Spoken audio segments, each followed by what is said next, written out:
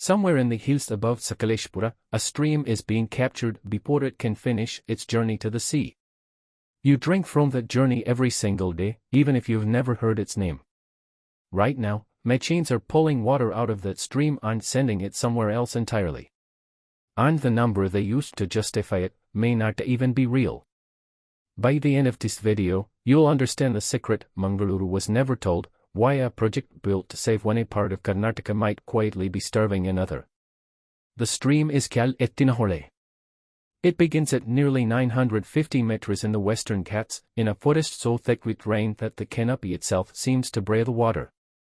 From there it joins the Gundia, then the Kumaradhara, and finally feeds the mighty Netravathi, the river that defines life in Dakshina Kannada and has sustained Mangaluru for generations.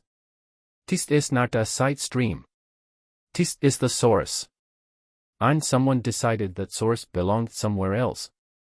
For over a decade, the Karnataka government has pursued a bold plan to divert this water eastward, across more than 250 kilometers of hills and plains, to the drought-hit districts of Kolara, Chikkaballapura, Tumakuru, and Chitradurga. On paper, it sounds noble, thirsty farmers finally getting relief.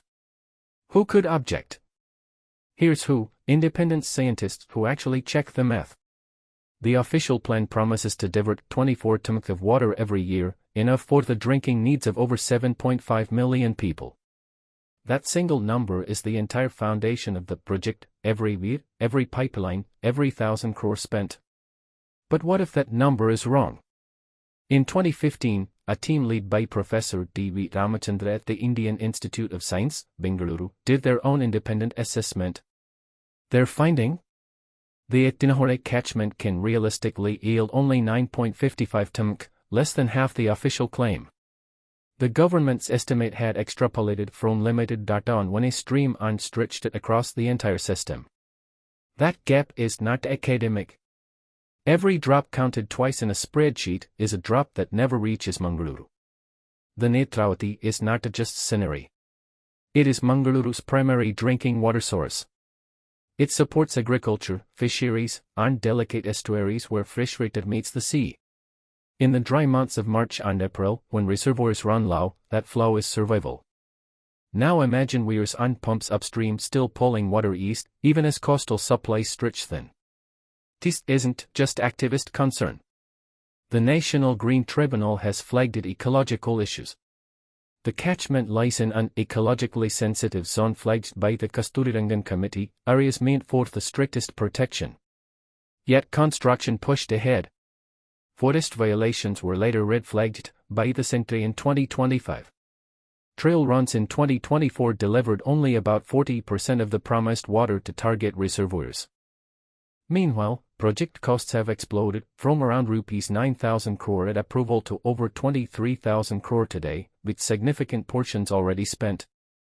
And Vani Vilasasagar, the key reservoir it was supposed to fill, has repeatedly fallen short.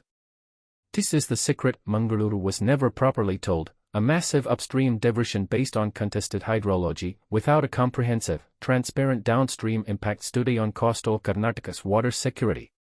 Local voices like Dineshwar of Sahyadri Sanjay have warned for years that this is more a political instrument than engineering solution. The environmental cost runs deeper, fragmenting one of India's most biodiverse regions. The Gundia catchment harbors species of plants, amphibians, and fish found nowhere else on Earth. Once the hydrology changes, those losses are permanent. None of this means the people of Kolara and Chikkaballapura don't deserve water. Their drought is real and painful. But Ramachandra's research and others highlight better alternatives: decentralized harvesting, restoring lakes and tanks, wastewater reuse, and improving local catchments. Solutions that don't require tunneling through fragile Ghats. The stream above Sakleshpur is still flowing tonight.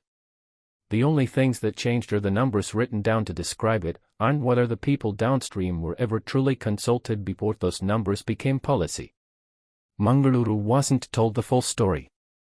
Now you know. What do you think should happen next?